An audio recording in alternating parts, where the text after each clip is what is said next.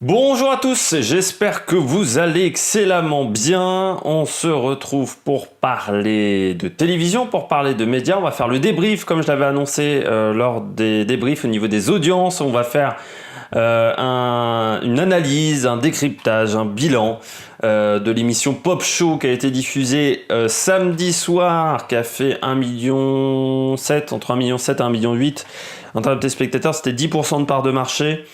Ce qui n'est pas un très gros score de la part de France 2, c'était diffusé à 21h. C'était réalisé par Serge Calfon, produit par Air Production, c'est la société de production de Nagui, ça appartient à Banijay. Banijay qui a aussi la société de prod de Hanouna. Donc on va revenir dans ce débrief, on va faire un débrief très cadré pour une fois sur la chaîne. On parlera de l'animation, voilà, dans un premier temps. On parlera également du casting aussi entre les différents invités. On reviendra sur la technique de l'émission, plateau, caméra. Et puis ensuite, je ferai un débrief du jeu. Je ferai beaucoup de notes.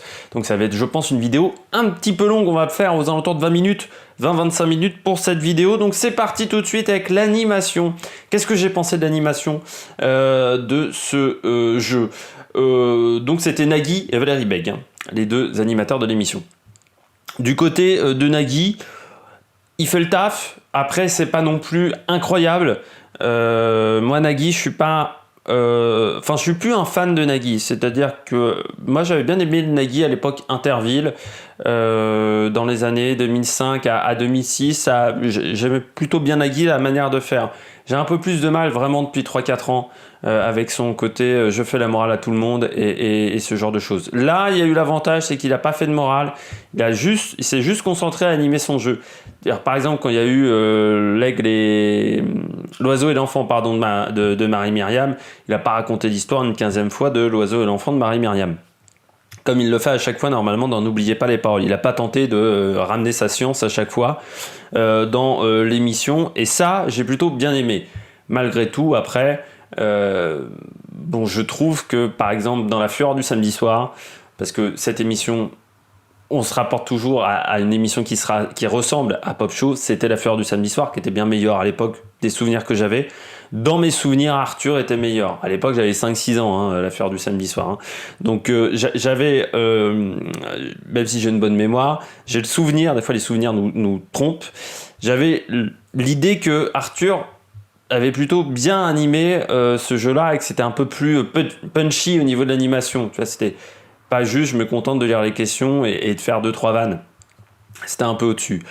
Moi, j'aurais choisi, donc, à France 2, je pense que Bruno Guillon pouvait très bien animer ce jeu, même si j'ai parlé d'Overdose, Bruno Guillon, je pense qu'il pouvait animer ce jeu-là.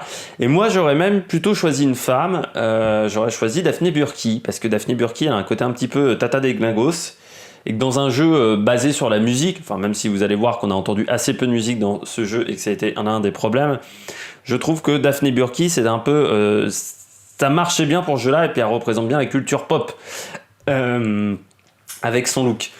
Animation, donc, où il y avait Nagui et Valérie Beg. Et l'animation à deux, je trouve que c'est un mauvais choix pour un jeu, parce qu'on est obligé de se rendre l'appareil, de se partager un petit peu les épreuves, et ça rend pas l'exercice et ça rend pas l'émission plus dynamique en soi. C'est même, on a l'impression que tout le monde, il y en a aucun qui veut tirer la couverture à l'autre, et ce qui fait que c'est un peu chiant. Et puis le problème, c'est qu'on a eu une Valérie Beg qui faisait plante verte, et ça m'énerve, parce que aujourd'hui on veut mettre des duos, un gars, une fille, oui, mais si on fait ça, faut que la fille, ça a un intérêt qu'elle soit là. Si c'est juste pour prendre une fille, parce qu'il faut prendre une fille pour les quotas à la télévision, là, ça n'a aucun intérêt. Et là, j'avais l'impression que c'était ça, Valérie Beg.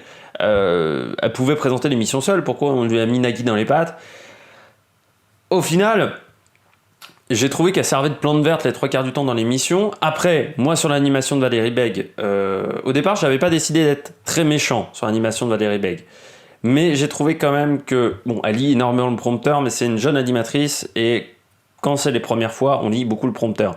Mais il y a un vrai problème, je trouve, c'est qu'elle est hyper maniérée dans sa manière de faire. C'est-à-dire que j'ai l'impression qu'elle joue un rôle, qu'elle n'est pas naturelle dans sa manière de faire. Ça m'énerve un peu. J'avais l'impression qu'elle jouait à l'animatrice. qu'elle n'était pas animatrice, qu'elle jouait à l'animatrice, que c'était une comédienne. Elle faisait des trucs comme des animatrices, tu sais, des mouvements. Elle essayait de danser sur les musiques, mais ça faisait un peu ridicule. Enfin, il y avait plein de choses qui faisaient pas naturelles dans sa manière de faire, et ça, j'ai trouvé ça dommageable. C'est pour ça que je trouve que Nagui a été un peu meilleur, mais de toute manière, animé à deux, c'était un mauvais choix. Vous allez le voir, dans cette émission, il y a eu beaucoup de mauvais choix. C'est une émission où on enchaînait mauvais choix. Le casting, on passe tout de suite au casting. Les invités, c'est un gros problème du côté des invités. Donc on avait Claudio Capéo, André Manoukian, Bruno Guillon, Florent Père, c'était l'équipe des garçons. Et on avait ensuite Julie Zenati, Elisa Tovati, Camille Chamou, Julie Ferrier. Vous allez voir que du côté des filles, il n'y avait aucune star, mais vraiment parce que c'est un vrai problème. Pour un jeu comme ça, il faut des stars. Ça manque de stars. On est un samedi soir. C'est les stars qui vont te faire attirer les gens vers ton jeu. Ça peut. C'est le concept de l'émission, certes, mais c'est aussi les stars. Le grand concours des animateurs. T'as des mecs en plus que tu vois rarement, mais t'as les grosses stars de TF1. T'as en plus des stars de France Télévisions comme Nelson Montfort, du service des sports. Et puis t'as des mecs de d'autres émissions. T'avais les mecs de France 5 qui font la quotidienne. Donc tu vois, il y a Loquet, voilà, par exemple, de France 5. T'as un casting qui est quand même assez haut de gamme. Et face à toi, j'ai envie de dire, à part Bruno Guillon, Claudio Capéo, qui est quand même plutôt connu. Bruno Guillon, qui est quand même connu par pas mal de pourcents de la population. Florent Père, je me suis aperçu, grâce à Kevin Razi, le live, on les embrasse de là-haut, que les gens qui avaient fait On ne demande qu'à en rire n'était pas foncièrement hyper connu. Donc Florent Père, je suis pas sûr qu'il soit connu déjà par les moins de 15 ans et puis par même une population plus âgée. C'est pas l'émission qui faisait un carton non plus, on ne demande qu'à en rire. Ça a marqué des gens, mais c'est pas une émission qui faisait un carton en termes d'audience.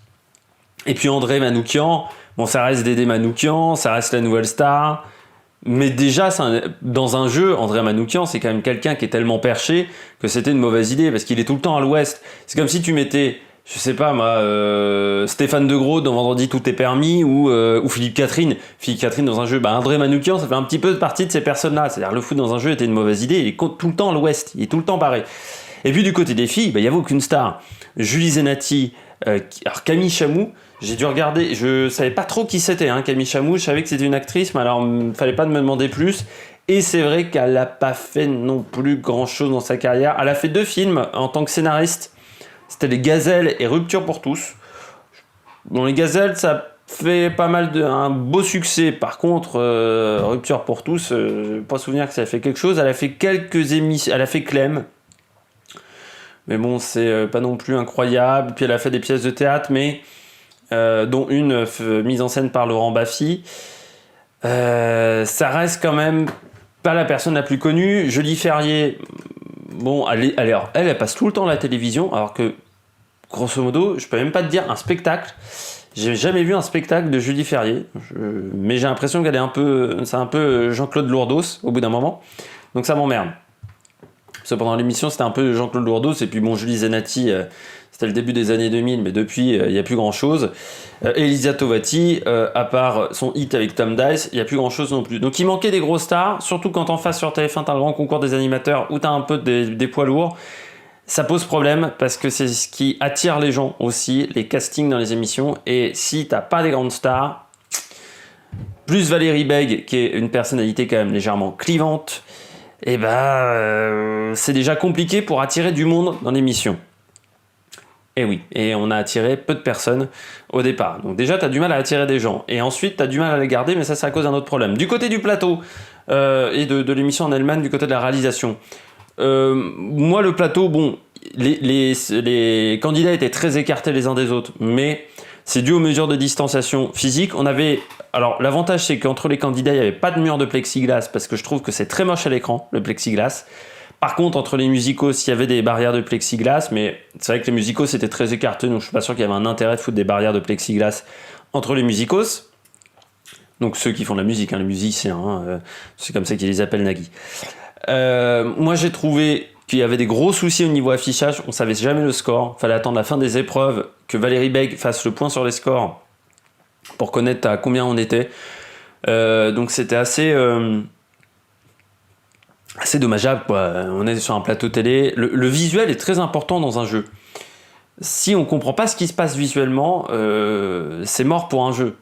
On arrête. Si à Motus, tu vois pas les lettres qui s'affichent à l'écran, tu comprends rien au jeu.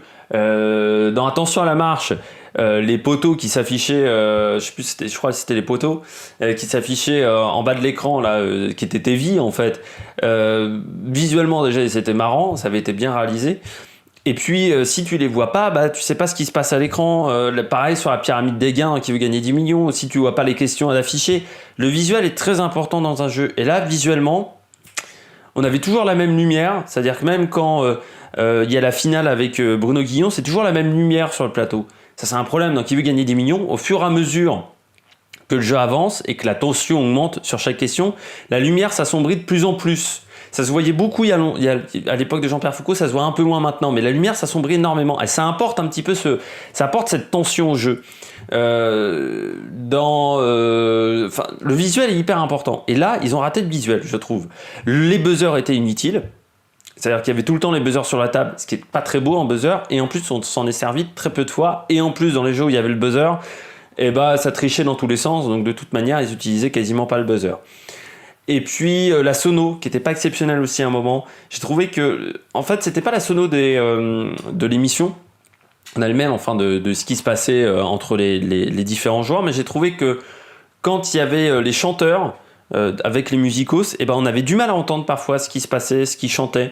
Donc ça, je trouvais que c'était un peu dommageable aussi. Et puis ça manquait un peu de plan de caméra, ce qui fait que ça a ajouté à la longueur de certains jeux, de certaines épreuves. Ça a ajouté à la longueur, au manque de fun, parce que ça manquait énormément de plans de caméra différents. Bon, maintenant on passe à l'émission en elle-même, aux différents jeux. On va faire de manière chronologique du côté de l'émission. Alors ça commence par l'entrée des invités, ça va assez vite, ça c'est assez dynamique.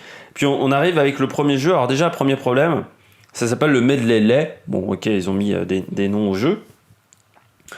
Le problème c'est que quand tu es obligé de donner un exemple sur... Il y a au moins 70% des jeux qui ont été présentés avec un exemple, sinon on comprenait pas. C'était quoi le jeu ? Et ça c'est problématique. Hanouna le dit toujours, normalement un jeu t'enlève le son, tu dois comprendre ce qui se passe. Bah là t'enlèves le son, même avec le son j'avais du mal à comprendre ce qui se passait, alors sans le son je peux te dire que c'était impossible. Donc le medley lait, pour expliquer en 2 phrases, c'était tout con, en plus il n'y avait pas besoin d'exemple, si ça avait été bien expliqué, c'était les paroles d'une musique sur la mélodie d'une autre musique, et fallait trouver donc les 2 chansons, donc la chanson des paroles et la chanson qui venait de la musique. Si tu trouvais les deux, c'était 2 points. Si tu trouvais que la musique d'où provenaient les paroles ou que la musique d'où provenait la mélodie, tu gagnais qu'1 point. En soi, c'est très basique. Voilà. C'était plutôt bien fait. En plus, avec les musicos, la musique live, ça apporte un plus, je trouve. Ce qui était dommage, c'est qu'on voyait pas l'affichage du score. Et ça, c'est un truc que je retrouve pendant toute la soirée. Et puis, dès le départ, ce que j'ai marqué sur mon cahier, c'est Valérie Bègue égale plante verte. Donc c'était un peu dommageable. Et puis on avait du mal à comprendre si c'était un jeu en équipe ou un jeu individuel. C'est-à-dire qu'il y avait des buzzers dans tous les... C'était un problème avec les buzzers. Ça buzzait dans tous les sens. Ça trichait également énormément. C'est-à-dire quand il y en a un qui buzzait, il fallait pas que les autres soufflent. Le problème c'est qu'ils perdaient pas de points s'ils soufflaient. Donc tout le monde a triché dès le départ. Et quand tu respectes pas le règlement de ton émission... après ton autorité en tant qu'animateur devient totalement caduque pour le reste de l'émission, et ça s'est vu pendant une grande partie du jeu où ça trichait dans tous les sens. Alors je sais bien qu'on joue pour une association, mais quand même la triche au bout d'un moment c'est un peu chiant. Ça se complique dès le 2e jeu, c'est-à-dire que le premier jeu ça allait, c'est un peu long mais ça va. Le 2e jeu déjà on perd tout le fun. Et tu le vois déjà du côté des gens sur place. Alors c'était un jeu de rébus, de devinettes. Je sais plus c'était quoi le titre du jeu. En fait, fallait trouver... Alors il y avait que 2 personnes, je crois que c'était une battle, parce qu'il y avait des moments où c'était tout le monde qui jouait, et puis il y a des moments où c'était qu'un seul candidat de chacune des équipes. Équipe, c'était garçon-fille. Ah aussi, je trouve ça un peu vieillot, de mettre les garçons face aux filles. On aurait pu trouver d'autres types d'équipes, c'est-à-dire on aurait pu trouver les chanteurs face aux comédiens, par exemple. Ça, je trouve que ça aurait été plus intéressant que garçon face à fille. On a vu ça 150 fois, et puis je trouve ça vieillot maintenant. C'est avec les jeux genrés, tout ce genre de choses, je trouve que ça reste dans la même thématique que les Barbie pour les filles et les Playmobil pour les garçons. Voilà. J'ai trouvé ça vraiment dommageable. Donc dès le deuxième jeu, tout le monde est perdu parce que c'est des rébus, mais les rébus sont hyper difficiles. Alors moi je suis pas bon en devinette et rébus, je vous le dis. Alors j'ai trouvé ça très complexe dès le départ. Et tu sens que tout le monde est perdu sur le plateau et que personne n'arrive à trouver. Et c'est là où on vient à un problème. J'ai fait des jeux à une époque, j'ai fait la radio des championnats de France d'équitation. Donc j'ai fait des jeux pendant 20 jours. Il y a un truc qui est élémentaire quand tu fais un jeu, c'est le rythme. Et il y a un deuxième truc qui est élémentaire également pour faire un jeu, c'est qu'il ne faut pas que ça soit frustrant. C'est-à-dire que si personne ne trouve, ça devient très frustrant et ça devient très chiant et plus fun. Et là, c'est le problème. C'est-à-dire que personne ne trouve les bonnes réponses et donc ça devient chiant et pas fun.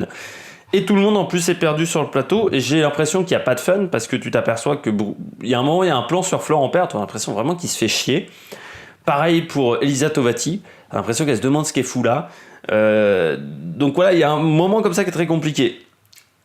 Donc ça veut dire que dès le deuxième jeu, on n'a plus de rythme, donc les gens se barrent. Tu enchaînes avec la chanson de Julie Zenati. Bon, la chanson de Julie Zenati. Alors pourquoi elle la chante ? Parce que ça s'appelle Pop Show et qu'elle fait l'auto-promotion de son album. Moi j'ai toujours du mal avec les gens qui font la promotion alors qu'ils jouent pour une association. Normalement t'es là pour une œuvre de charité, t'es là en tant que bénévole, donc tu dois pas faire la promo de ton émission. Moi j'ai toujours du mal avec ça. Les gens qui font la promo quand ils participent pour une association. Bon, après c'est un problème pour moi, c'est pas le plus gros problème du jeu. Bon, j'ai trouvé que c'était un peu France Gall du pauvre, en plus, la chanson. Et ça te replombe l'ambiance pendant 3 minutes. Questions téléspectateurs. Alors, les questions téléspectateurs qui étaient magiques. Alors, est-ce que la chanson s'appelle, alors qu'on a dit 150 fois que l'émission et que la chanson s'appelait Pop Show, est-ce que c'est pop ou rock ? Enfin, je sais plus, c'est un truc comme ça. Bon, au niveau des questions téléspectateurs, il va falloir quand même se mettre ça dans la tête à un moment.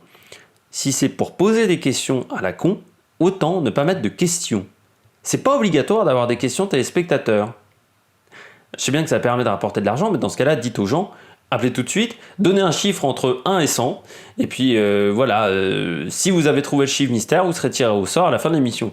Faites un truc comme ça à la con, parce que si c'est pour poser des questions débiles, autant faire un truc totalement aléatoire. Parce que de toute manière, c'est aléatoire, vu le nombre de gens qui auront la bonne réponse, pour gagner, je sais plus, c'était 5000 balles ou un truc comme ça. Quatrième jeu, les paroles traduites. L'idée de base est pas mal, c'est-à-dire qu'on prend des chansons anglaise qu'on traduit en français. L'idée est pas mal. J'ai même envie de dire qu'à la FFE, on le faisait. Ils ont piqué le jeu de Camille. Salut, Camille qui est avec moi. Les paroles traduites, c'est pas mal. Alors après, bon, c'était Valérie Beck qui faisait les paroles. Le problème, c'est que c'était long, j'ai trouvé, parce qu'elle disait énormément de paroles. Moi, j'aurais mis Siri, par exemple, pour le faire, ou la traduction Google, qui le fait très bien.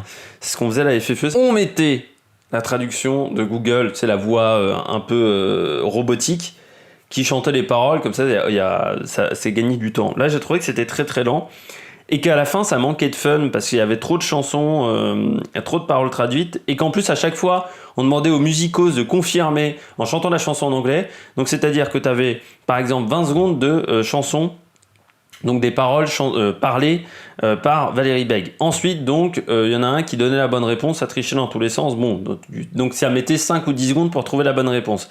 Et ensuite, tu avais 30 secondes de chansons de confirmation faites par les musicos. Donc, ce qui fait que à chaque question, tu perdais 1 minute 30. Donc, c'était beaucoup trop long et ça manquait vraiment de rythme. Il y a un problème avec ce jeu, c'était un problème de rythme. Je trouvais qu'également, les questions étaient assez inégales, c'est-à-dire qu'il y avait des chansons où c'était très facile, puis il y a des chansons où c'était vraiment hardcore. Ensuite, derrière, on a eu l'un des moments les plus catastrophiques de l'émission. On arrive dans le ventre mou de l'émission. C'est-à-dire qu'on est au bout de 30 minutes d'émission. Et là, j'ai l'impression qu'ils ont perdu tout le monde à ce moment-là avec le karaoké piégé. Le principe du karaoké piégé, c'est que tu prends, n'oubliez pas les paroles, mais en plus facile et en moins fun. C'est-à-dire que, en fait, ils devaient chanter une chanson, chacune des équipes. Alors, les filles avaient une chanson, les garçons avaient une chanson. Les filles, je crois que c'était du France Gall. Je sais plus.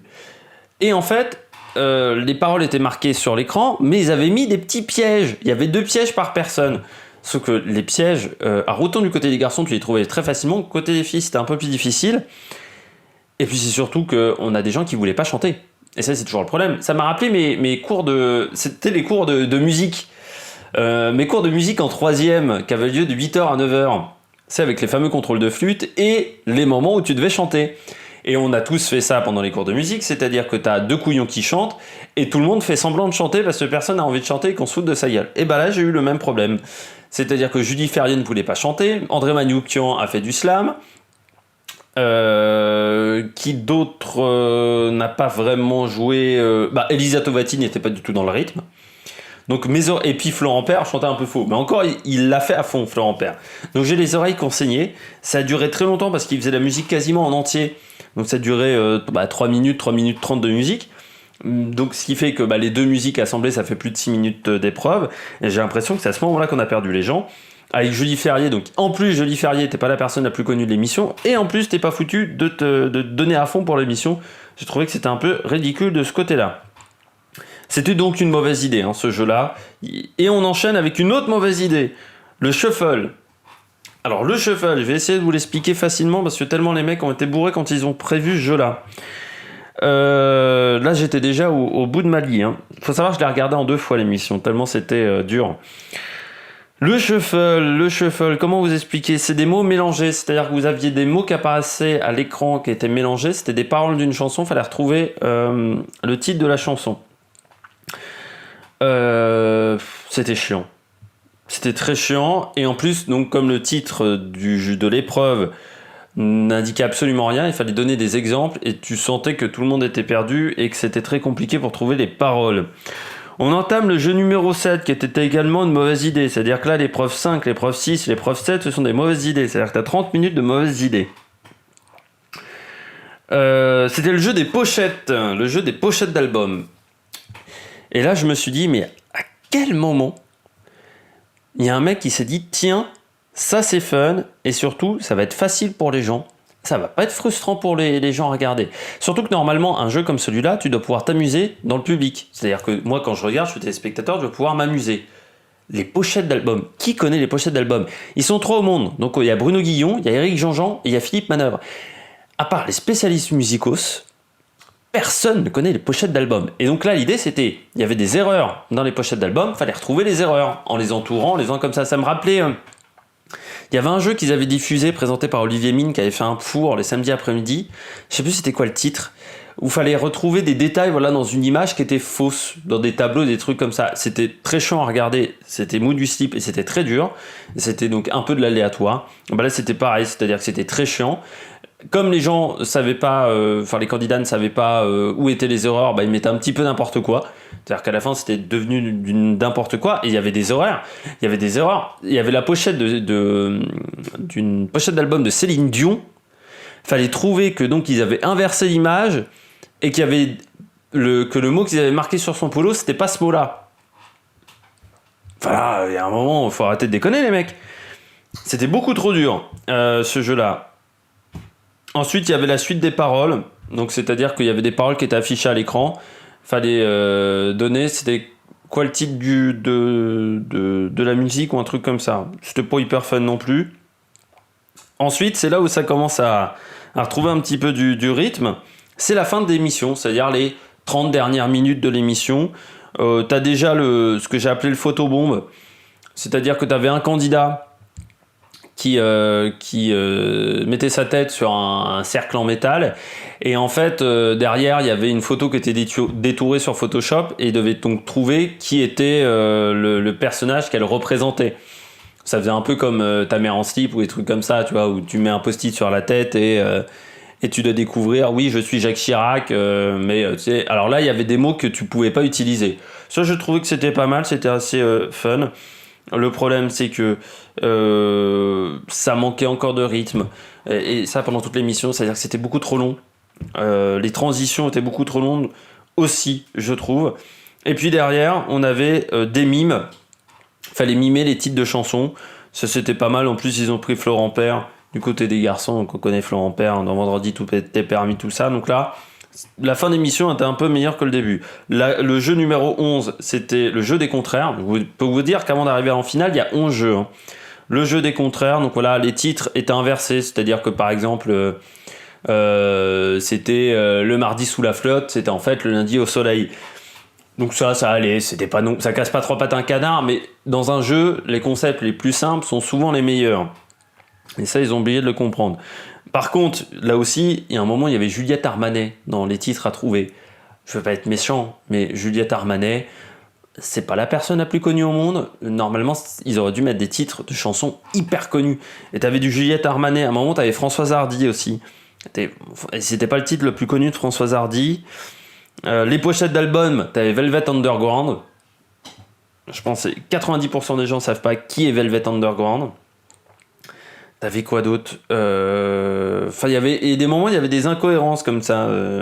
Les devinettes, il y avait un titre en anglais dans les rébus aussi. Alors déjà les rébus étaient compliqués, en plus il y avait un titre en anglais. Enfin, des moments, c'était donc difficile à comprendre. Ensuite, c'était un blend test. Même le blend test, ils l'ont foiré. Un blend test, normalement, si tu trouves le chanteur et le titre de la chanson, bah là, tout marchait. C'est-à-dire, tu donnais chanteur ou titre de la chanson, ça marchait. Alors que normalement, par exemple, tu dis, si tu trouves Coldplay et Viva la Vida, ça te donne 3 points. Si tu trouves que le titre, ça te donne 1 point, tu vois.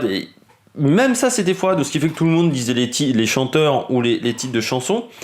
Et donc, pour moi, c'est un blind test qui est raté en plus, parce qu'il n'y avait pas de thème au blind test. C'est bien quand les blind tests, ils ont des thèmes. Moi, j'aime bien. Moi, quand je faisais des blind tests, encore une fois, je vais raconter ma life, à la Fédération Française d'Équitation, je faisais des blind tests avec des thèmes. Ce qui permet d'avoir un truc un peu plus fun, je trouve, et de raconter un peu des histoires entre chaque chanson. Donc là, non, c'était juste on balance des chansons, toutes les réponses passent, et puis voilà, c'est un peu ridicule. Ensuite, on a eu le blind test. Alors, il faut attendre 1h40 d'émission pour avoir un moment hyper drôle. Manoukian perd à ce moment-là. Donc il se retrouve à être obligé de faire... parce que les filles avaient perdu, donc les filles étaient éliminées, il n'y avait plus que les garçons. Manoukian perd au blind test des titres de chansons, enfin au blind test classique. Ensuite, c'est lui qui doit chanter les paroles. Mais il faut savoir que Manoukian chante comme une brêle. Et donc avec des lalala, il devait faire des lalala avec le casque, et puis les autres devaient découvrir la chanson. Et donc, en fait, c'était tellement du n'importe quoi, parce que, encore une fois, Manoukian, c'était pas une bonne idée de le mettre dans un jeu, il est complètement barré. Donc ça a fait des moments, mais où tu comprends même pas c'est quelle chanson qu'il veut faire. Et puis ensuite, c'était le seul jeu vraiment bien, le piste par piste, c'est-à-dire qu'au départ, c'était un blind test classique, le piste par piste, donc c'était la demi-finale, donc il n'y avait plus que Florent Père et Bruno Guillon, et tu sens que même, à ce moment-là, les gens sur place se disent « Ah, c'est enfin fun !» C'est-à-dire que même les candidats se disent « Ah bah enfin, on a un jeu bien !» Parce qu'à chaque fois, ils n'arrêtaient pas de le dire « Ah, c'est un jeu bien, c'est un jeu bien. Ah, c'est sympa comme jeu. » C'est pour te dire que je pense que même Nagui savait qu'il faisait de la merde. Hein. Parce qu'au bout d'un moment, au bout de 3 heures de tournage, tu sens que tu fais un petit peu de la merde quand même. Le piste par piste, donc c'était très simple. Au départ, il n'y a que de la batterie, puis ensuite on rajoute les claviers, on rajoute la basse, on rajoute les cuivres, et puis à la fin, si tu trouves pas, c'est 0 point. Et donc au départ, si tu trouves avec que la batterie, tu marques 5 points, 4 points si on est obligé de rajouter les basses pour que tu trouves, et ainsi de suite. Donc c'est un peu, il y a Jimmy Fallon fait ça également aux États-Unis. Parce que les jeux musicaux, c'est quand même Jimmy Fallon le roi. Ça c'était bien. En plus, bon, ils mettaient un peu de temps à trouver, donc ils avaient mis des chansons parfois un peu difficiles. Il y a eu quand même Bruno Guillon qui a trouvé un La Rousseau, Tu m'oublieras en 3 secondes, qui était absolument magnifique. Et puis ensuite, c'était une finale qui ressemblait un peu à Burger Quiz, c'est-à-dire que tu avais des musiques et des images, et soit tu devais retrouver toutes les musiques dans l'ordre, soit c'était les images. Voilà. Bon, et au final, Bruno Guillon a tout trouvé en 1 minute. Ce qui fait qu'il a fait gagner 50 000 balles au secours populaire. Bon, si on résume ma note globale pour cette émission, après vous avoir décrypté un petit peu tout ce que j'ai vu pendant ces 30 minutes, moi je mets un 7 sur 20. Pour moi, ça ne mérite pas beaucoup mieux. Ce qui m'a posé problème, c'est déjà... ce que j'ai aimé, on va commencer par ce que j'ai aimé, c'est la musique en live. Parce que moi, je suis un fan de la musique en live. Et je trouve que les émissions de variété, ça devrait être des musiques en live. Donc ça, j'ai plutôt bien aimé. En plus, ça apporte un côté sympathique, un peu fait de la musique, tu vois. Ce que j'ai bien aimé, c'est également le piste par piste, qui était une bonne idée. Il y a quelques bonnes idées. Le blind test, c'était marrant. Mais voilà, quoi, il n'y a pas beaucoup d'autres jeux à garder. Et donc, ce que j'ai trouvé chiant, c'était que c'était beaucoup trop long. 2 heures pour un jeu comme ça, en plus, je pense qu'il aurait fallu soit faire un côté les filles pendant 1 heure, un côté les garçons pendant 1 heure, et ensuite une finale, on retrouvait tout le monde. Enfin, pendant 40 minutes les garçons, 40 minutes les filles, et puis à la fin, ça faisait 2 heures d'émission avec la finale. J'ai trouvé que c'était beaucoup trop long. Que ça manquait énormément de fun, et je pense que c'est surtout parce que sur place ils trouvaient que c'était chiant également, c'est-à-dire que les candidats trouvaient que c'était chiant. Il y a des moments où tu sens que Manoukian s'endort vraiment pendant l'émission, enfin, il se fait vraiment chier à certains moments. Valérie Bègue, c'est trop maniéré, vraiment trop maniéré. Elle jouait à l'animatrice, elle essayait pas d'être une animatrice naturelle. Et puis il y avait des jeux, tous les jeux t'es quasiment obligé d'avoir un exemple. Il y avait des concepts de jeux qui étaient trop alambiqués et puis trop durs. Le jeu des pochettes, c'est beaucoup trop dur. Le shuffle, c'était une mauvaise idée. Le karaoké piégé, c'était une mauvaise idée. C'est un jeu où tu sens très clairement, c'est une émission où il n'y a pas eu de pilote. Pour pondre des trucs comme ça qui ne marchent absolument pas dans la réalité, c'est qu'il n'y a pas eu de pilote. Donc c'est ce que j'avais dit avec le live, vous n'avez pas fait de pilote avec les jeux ou avec les émissions, et ça s'était planté. Bah là, ça s'est planté parce que là aussi, il n'y a pas de pilote. De toute manière, je pense que c'est une émission qui s'est vraiment plantée. Les gens se sont barrés au fur et à mesure de l'émission, même si j'ai pas les chiffres, pour une raison simple. L'émission a fait donc 1 778 000, je crois me rappeler, 10,2 en part de marché. Pourquoi je vous dis que les gens sont partis, c'est-à-dire qu'on a dû commencer à 2 millions et qu'on a fini à 1,5 million, voire moins, c'est que Laurent Ruquier, donc, qui était à 23h, a fait son pire score de l'année, et pourtant, on peut pas dire qu'il ait fait une grande année, Laurent Ruquier, avec l'émission de Personne veut dormir, là, je sais plus comment ça s'appelle. On n'est pas couché, voilà. L'émission, parce que ça fait 750 000, on n'est pas couché, donc c'est son pire score, je crois, de toute son histoire, alors que c'était la dernière. Il fallait bien que ça s'arrête, Laurent Ruquier. Et donc ça montre bien que normalement sa moyenne elle est à 900 000, même quand il y a des primes pas top sur France 2. Donc s'il est dépassé à 780 000, je crois que c'est pas 750 000, c'est 780 000, c'est que vraiment les gens sont partis au fur et à mesure de l'émission et ne sont pas revenus. C'est-à-dire les gens ont quitté la salle. Et donc ça montre bien que le jeu était pas top. En même temps, je me dis, t'as un samedi soir, donc déjà si tu regardes la télé un samedi soir et que t'as 25 ans, c'est que t'as un peu raté ton week-end et que ça veut dire que t'as pas trouvé de soirée, donc ça veut dire que t'es un peu au bout de ta vie, donc tu cherches un truc fun à regarder. Là, il n'y avait pas de fun. Si t'es une personne qui a des enfants, bah, tu cherches un jeu où tes enfants connaissent les invités, ce qui n'était pas le cas là, ou tu connaisses les invités, ce qui n'était pas totalement là, tu te rabats donc sur le jeu de TF1, qui en plus tu peux jouer en famille sur le jeu de TF1 parce que c'est des questions-réponses, alors que là il y avait des jeux, la pochette d'album tu pouvais absolument pas jouer parce que c'était introuvable. Et puis si tu es une personne âgée, bah, tu connaissais pas les gens qui étaient présents dans l'émission, donc tu regardais pas l'émission, tu allais sur France 3. Et en plus, comme l'émission était mal fichue, ça n'a pas aidé non plus.